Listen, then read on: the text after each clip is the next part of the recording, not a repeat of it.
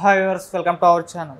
YS Sunitha గారు మరి చూసాం వివేక హత్య కేసులో రీసెంట్గా ప్రెస్ మీట్ పెట్టి కొన్ని సంచలన విషయాలు అయితే బయట పెట్టారు. ఆ తర్వాత ఆమె పైన కొన్ని రూమర్స్ రావడం చూసాం.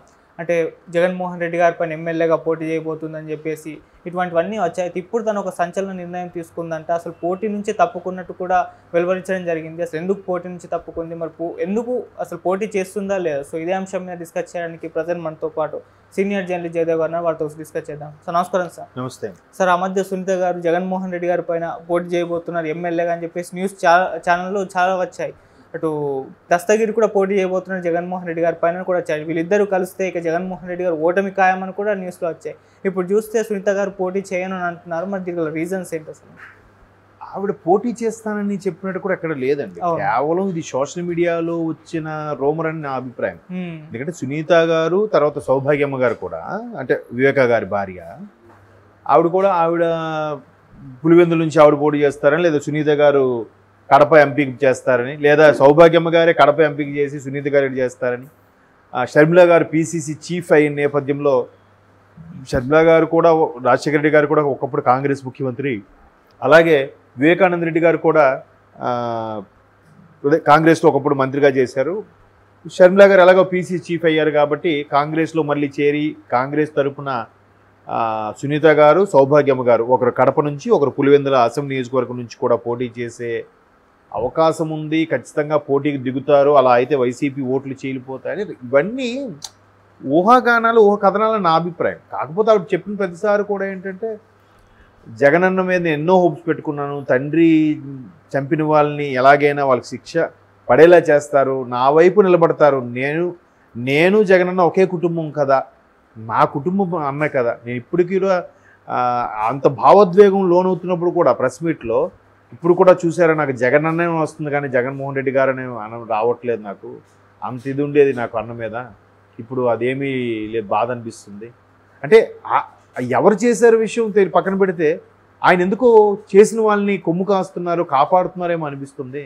చదువు ఉంది, పరపతి ఉంది, ఇంత ఆస్తులు పాస్తులు ఉన్నాయి, ఇన్నున్నా కూడా ఏమీ చేయని నిస్సాయ స్థితిలో ఉన్నాననే విధంగా ఆవిడ చాలా బాధపడుతున్నట్టుగా కనిపిస్తుంది. ఈవెన్ ఢిల్లీలో కూడా ఆవిడ ప్రెస్ మీట్ పెట్టినప్పుడు కూడా, ఇంత మొత్తుకున్న ఒక ఆడబిడ్డగా ఇంట్లో ఉన్న ఆడబిడ్డకి నాకే గతి లేదు, ఇంకా మిగతా ఆడబిడ్డలు ఏం చూస్తారు.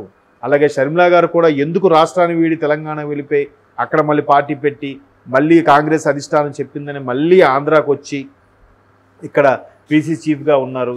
ఈవిడ ఎందుకు జగన్మోహన్ రెడ్డి గారి మీద విమర్శలు కూడా చేస్తున్నారు. ఇవన్నిటికి కూడా కారణం ఎవరు మీకు తెలిసే ఉంటుంది. బట్ దోషులను ఎప్పుడూ విడిచిపెట్టుకోకూడదు. నాకైతే పోటీ చేయాలన్న ఆలోచన ఏం లేదు. బట్ అప్పటికి నేను సిబిఐకి ఇద్దాము లేదా సిఐడికి ఇద్దాము అన్నా, నాకు ఒక సలహా ఇవ్వండి అన్నా కూడా జగన్మోహన్ రెడ్డి నాకేం పట్టించుకోలేదు, అండగా నిలబడలేదు. ఆల్రెడీ జరిగిపోయి 5-6 ఏళ్ళు అయిపోతుంది. 2018లో చనిపోయారు. ఇది ఆల్మోస్ట్ 26 ఏళ్ళు అయిపోతుంది. ఇంతవరకు ఎటువంటి చర్యలు లేవు. ఎటుకి కొలికి రాకుండా పోతుంది. చాలా బాధ అనిపిస్తుంది.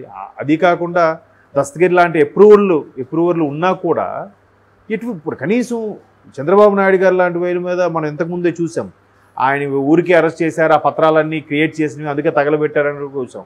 ఇప్పుడు అటువంటి వ్యక్తిని అంత ఇదిగా దారుణంగా ఆ వయసులో కూడా 52 రోజులు లోపల పెట్టారు కదా. ఇక్కడ కనీసం మెప్పు కోసమో లేదంటే ప్రజల దృష్టి కోసం, ప్రజల్లో కొంతమంది దృష్టి మరల్చడం కోసమైనా దోషుల్ని ఎవరో ఒకరిని అరెస్ట్ చేసి, కనీసం ఎవరో ఒకరినైనా అరెస్ట్ చేసి పెట్టి ఇలాగ ఇన్వెస్టిగేషన్ అవుతుందన్నా కూడా కొంత హ్యాపీగా ఉండేదేమో. అలా కూడా చేయలేదు. అధికారం అన్నీ ఉండి కూడా జగనన్న ఎందుకలా చేశారు. ఇప్పటికీ నాకు జగనన్నే వస్తుందని చెప్పి ఆవిడ చాలాసార్లు ఆవేదన వ్యక్తం చేశారు. అయితే ఏంటంటే పెట్టిన ప్రతిసారి కూడా ఆవిడ ఏం చెప్తున్నారంటే, వైసీపీకి ఎట్టి పరిస్థితుల్లో ఓటు వేయొద్దు అని చెప్తున్నారు. దానికి వైసీపీ వాళ్ళు కూడా సునీత గారు కూడా చంద్రబాబు నాయుడు గారే సునీత గారితో అలా మాట్లాడించారని, చంద్రబాబు నాయుడు గారు సునీత వెనకే ఉండి ఆయన స్క్రిప్ట్ ఇస్తే ఇవి చదువుతుందని కూడా చాలా విమర్శలు చేశారు. మనం చూసాం కూడా ఇప్పుడు ప్రభుత్వ పెద్దలే. సో ఇవన్నింటిని పక్కన పెడితే ఆవిడ బాగా వెక్స్ అయిపోయిందనే విషయం అర్థమవుతుంది తండ్రి మరణం సంబంధించి. ఎందుకంటే రకరకాల కారణాలు, ఇప్పుడు శంకర్ రెడ్డి గారు, దస్తగిరి గారు ఎవరెవరో వాళ్ళు ఇచ్చిన వాంగ్మూలాల ప్రకారం కూడా ఆయన్ని సాధారణమైన చావు కాదు, మర్డర్, హత్య అని అందరికీ క్లియర్ అవుతుంది.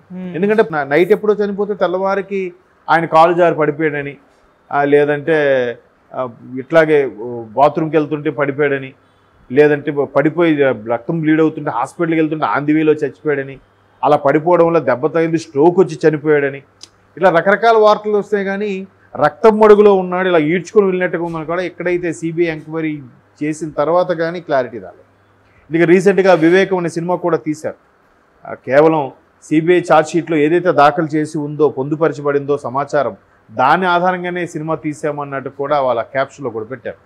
సో దాని గురించి వీళ్ళు ఎంత ప్రయత్నం చేసినా ఇప్పుడు తెలివిగా వాళ్ళ ఓటీటీకి, యూట్యూబ్లకి ఎవరికి ఇచ్చేసినట్టున్నారు. అందరికీ రీచ్ అయిపోయింది. మామూలుగా థియేటర్లో రిలీజ్ చేయాలంటే ఎన్నికల కోడ్ అమలు, ఒకవేళ అమల్లో ఉన్నా కూడా అమల్లోకి వచ్చిన మరుక్షణం థియేటర్లోంచి ఆ సినిమాని నిలిపివేయాలని చాలా కాషన్స్ వస్తాయి. సో ఇక్కడ ఏంటంటే వీళ్ళు తెలివిగా ఓటీటీలో గాను, యూట్యూబ్లో గాను, సోషల్ మీడియా రిలీజ్ చేసేసారు. సో అందులో కూడా చూస్తే అర్థమైంది ఏంటంటే వివేకానంద రెడ్డి గారిది సాధారణ మరణం అయితే కాదు. ఖచ్చితంగా ఎవరో సుపారీ ఇచ్చి పురమాయిస్తేనే జరిగింది. దానికి బీటెక్ రవి లాంటి వ్యక్తులు కూడా బాహాటంగానే, ఓపెన్గానే వాళ్ళ వ్యక్తిగత అభిప్రాయాలను కూడా మనతో షేర్ చేసుకున్నారు. ఇలాగా ఇది జగన్మోహన్ రెడ్డి గారు కూడా ఈవెన్ ఆయన ముందు రోజు రాత్రి చనిపోతే నెక్స్ట్ డే ఈవినింగ్ క్రూల్గా 5 o'clock వచ్చారు.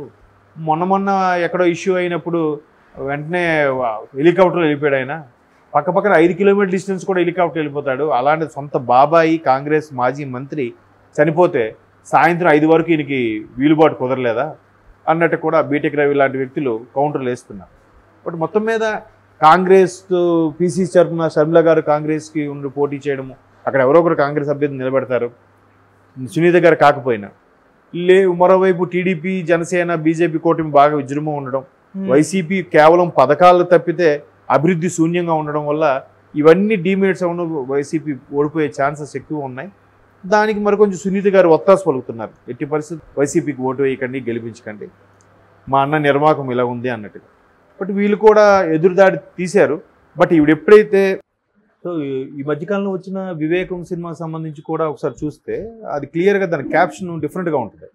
అంటే సిబిఐ ఛార్జ్షీట్ దాఖలు చేసిన అంశాన్ని ఆధారంగా చేసుకొని ఈ సినిమా చిత్రీకరించాము అన్నట్టుగా ఉంటుంది. అంటే అందులో ఆల్మోస్ట్ ఆల్ ఏదైతే దోషులు అంటే ఆయన ఎలా చంపబడ్డారు, ఏంటి, సిబిఐ ఎంక్వైరీకి ఇచ్చారు, ఆల్రెడీ అవినాష్ గారు బెయిల్ మీద ఉన్నారని రకరకాల, ఇప్పుడు నేరారోపణే ఉంది కానీ అది నిందారోపణ నేరారోపణ తెలియదు కానీ మొత్తానికి ప్రూవ్ అయితే కాలేదు, బెయిల్ మీద ఉన్నారు, అది ఖచ్చితంగా బెయిల్ రద్దు చేయాలి అనే అంశం మీద మొన్న సిబిఐ కూడా మళ్ళీ తెలంగాణ కోర్టులో అప్పీల్ చేసింది.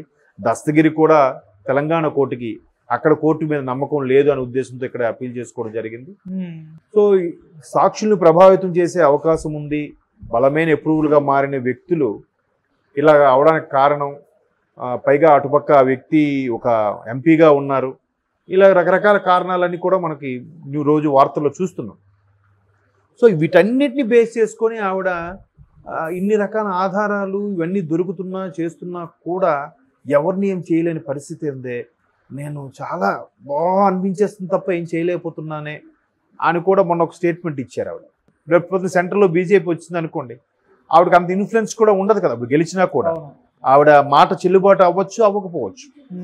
సో ఇంకెందుకులే, ఎలాగూ రోడ్డును పడ్డాము, మీడియా ముందుకెళ్ళి కుటుంబం గురించి మాట్లాడుకునే పరిస్థితి వచ్చింది కాబట్టి ఇంకా లైట్ తీసుకుంటున్నారేమో అని నేను అనుకుంటున్నాను. కాబట్టి తల్లి కూడా పోటీ చేస్తారో లేదో తెలియదు. బట్ కాంగ్రెస్ అయితే ఎక్కడ లిస్టు డిక్లేర్ చేసినట్టు కానీ ఏ దాఖలాలు లేవు. బట్ షర్మిల గారు కూడా ఇప్పటికీ ఎక్కడి నుంచి చేస్తారనేది ఇంతవరకు ఒక క్లారిటీ లేదు కదా. ఈ మధ్యకాలంలో ఆవిడ ఎక్కడ క్యాన్వాసింగ్ తిరుగుతున్న సందర్భాలు కూడా ఎక్కడ మనం చూడలేదు. ఎన్నికల కోడ్ అమలు కాక ముందు వరకు తిరిగారు, అమలైన తర్వాత ఎక్కడ కనబడట్లేదు ఆవిడ. మరి ఇప్పుడు ఆవిడ ఎక్కడ సడన్గా బాంబు పేల్చి జగన్మోహన్ రెడ్డి గారి మీద పోటీ చేస్తారా లేదా అవినాష్ రెడ్డి గారి మీద పోటీ చేస్తారా అనేది సస్పెన్స్గా ఉంది. ఆవిడ పీసీసీ చీఫ్గా ఉండే ఆవిడదే ఇంతవరకు ఎక్కడ పోటీ చేస్తారనే క్లారిటీ లేనప్పుడు సునీత గారు ఒకళ్ళు పోటీ చేసినా సానుభూతి మీద గెలవాలి ఆవిడ. సో అంత అనుభవం దానికి, ఒక పోటీ చేయాలంటే బ్లండర్గా వెళ్ళి పోటీ చేస్తే కాదు కదా, ప్రత్యర్థుల మీద దుయ్యబట్టాలి, మాట్లాడాలి, మంచి వాక్పటిమ ఉండాలి, ఇవన్నీ చూడాలి కదా. సో వాటన్నిటి దృష్టి పెట్టుకుని మళ్ళీ ఎందుకులే ఎంతో ఖర్చు పెట్టుకోవాలి, ఇవన్నీ జరిగినా కూడా ఆల్రెడీ తండ్రి పోయారని బాధలో ఉన్నాం, మళ్ళీ గెలవకపోతే అదొక మానసిక అశాంతి అనే ఉద్దేశంలో డ్రాప్ అయిపోతున్నారు అని నేను అనుకుంటున్నాను. అంతేగాని ఆవిడైతే ముందు నుంచి కూడా ఎక్కడ పోటీ చేస్తామనే విషయం ఎప్పుడు చెప్పలేదు. బట్ ఊహాగానాలు ఖచ్చితంగా జగన్మోహన్ రెడ్డి గారి మీద లేదంటే వైసీపీ మీద కసితోనే పోటీ చేస్తారు, వాళ్ళ మీదే పోటీ చేస్తారు. అంటే కొన్ని ఆరోపణలు ఎదుర్కొంటున్నారు కాబట్టి. దట్టు వివేకానంద రెడ్డి గారు ముందు రోజు రాత్రి చనిపోతే నెక్స్ట్ డే ఈవినింగ్ వరకు జగన్మోహన్ రెడ్డి గారు ఎందుకు వెళ్ళలేదు? పక్కనే నెక్స్ట్ డే వేరే కార్యక్రమం ఉన్నప్పుడు ఆయన ఆగమేఘాల మీద వచ్చేసారు హెలికాప్టర్ మీద. లేదా పక్కనే 5 కిలోమీటర్ల డిస్టెన్స్ కూడా హెలికాప్టర్ మీద వెళ్ళే వ్యక్తి అక్కడి నుంచి పులివెందుల వరకు ఎందుకు సాయంత్రం 5 వరకు రాలేదు ముఖ్యమంత్రి హోదాలో ఉండి? అండ్ మోర్ ఓవర్ ఈ హత్య చంద్రబాబు నాయుడు గారు ప్రభుత్వం హయాంలో జరిగిన హత్య అని వైసీపీ వాళ్ళు డంకా బజాయిస్తున్న నేపథ్యంలో వీళ్ళు గవర్నమెంట్ వచ్చి 5 ఏళ్ళు అయ్యింది, వీళ్ళు ఏం చేశారు? దోషుల్ని పట్టుకొని శిక్షించవచ్చు కదా. లేనిదే స్కిల్ స్కామ్ అని చెప్పి చంద్రబాబును అరెస్ట్ చేసి 52 రోజులు పెట్టగలేంది. నిజంగా ఆయన చంద్రబాబు నాయుడు గారు వాళ్ళ టీం ఎవరైనా చేయించుంటే ఈ పాటికి లోపల వేసి ఏదో చేయొచ్చు కదా. చేయలేదు.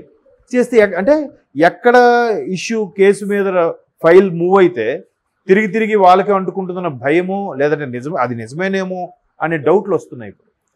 అందుకే ఆయన అంత సైలెంట్గా ఉండిపోయారేమో. సునీత గారు ఎన్ని కామెంట్స్ చేసినా ఎన్ని మాట్లాడినా ఎవరు ఇటు నుంచి స్పందించరు, పట్టించుకోరు.